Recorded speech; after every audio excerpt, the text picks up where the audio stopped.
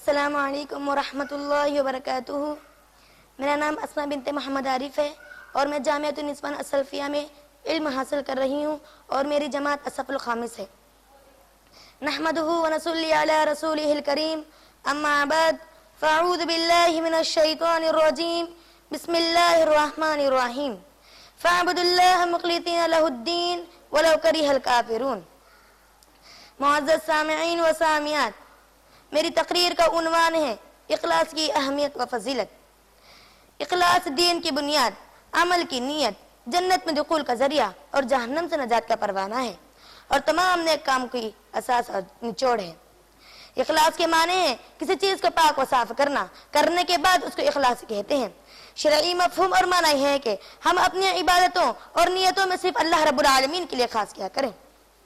اخلاص کی حقیقت، اخلاص کے معنی، اخلاص دین کا حاصل، ایمان کی روح، جنت میں دخول کا ذریعہ اور جہنم سے نجات کا پروانہ ہے۔ اگر ہماری نیتوں میں اخلاص نہ ہو تو وہ عند اللہ مقبول نہیں ہو سکتا۔ اسی لیے مذہب اسلام تمام مسلمانوں کو تقاضا کرتا ہے کہ وہ صرف اپنی نیتوں کو اللہ رب العالمین کے لیے خاص کیا کریں۔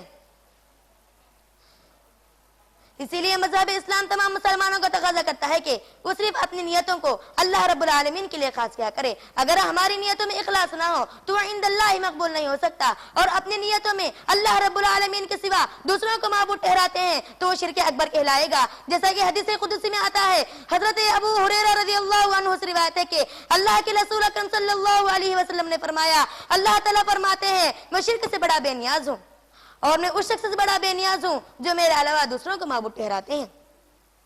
اسی طرح حدیث میں آتا ہے کہ انما الاعمال بالنیات، بے شک اعمال کا دار و مدار نیتوں پر ہے۔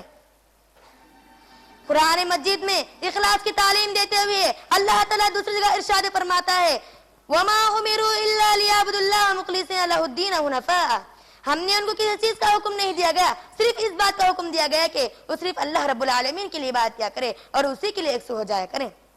اسی طرح اللہ تعالیٰ دوسری جگہ اخلاص کی تعلیم دیتے ہوئے ارشاد فرماتا ہے، فاعبدوا اللہ مخلصین لہ الدین حنفاء ولو کرہ الکافرون۔ فاعبدوا اللہ مخلصین لہ الدین ولو کرہ الکافرون۔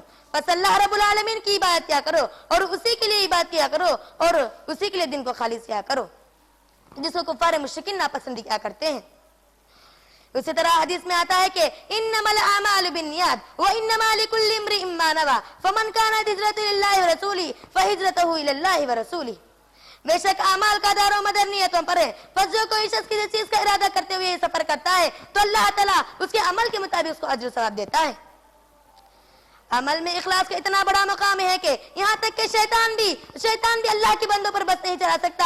اللہ تعالیٰ اس کا ذکر سورہ صاد اور سورہ ہجر میں ارشاد فرماتا ہے، جب اللہ تعالیٰ نے تمام فرشتوں کو حکم دیا کہ وہ حضرت آدم علیہ السلام کے لیے سجدہ کیا کرے تو تمام کے تمام فرشتے سجدہ کر لیے، لیکن جب ابلیس کے لیے حکم دیا گیا کہ وہ حضرت آدم علیہ السلام کے لیے سجدہ کیا کرے تو اسی وقت اس نے انکار کر دیا۔ اللہ تعالیٰ نے اس کو نعمتوں والی جنت سے نکال کر زمین پر دھتکار دیا تو اس وقت شیطان اللہ رب العالمین سے چیلنج کرنے لگا کہ میں تیری عزت کی قسم کھا کر کہتا ہوں میں ضرور بضرور تیرے بندوں کو بہکاؤں گا سوائے ان لوگوں کے جس کو تو نے خالص کر لیا ہے۔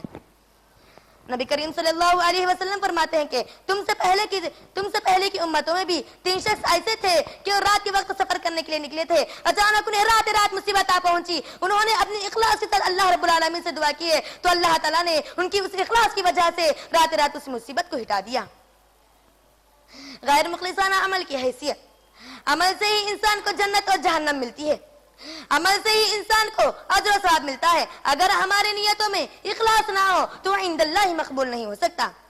چنانچہ ایک حدیث میں آتا ہے کہ ایک شخص صلی اللہ علیہ وسلم کے پاس آیا اور عرض کرنے لگا، اے اللہ کے رسول صلی اللہ علیہ وسلم، اگر کوئی شخص دنیا میں اجر و ثواب کی نیت سے اور شہرت کی وجہ سے جہاد کرے تو اس کے لیے کیا اس میں کوئی اجر ہے؟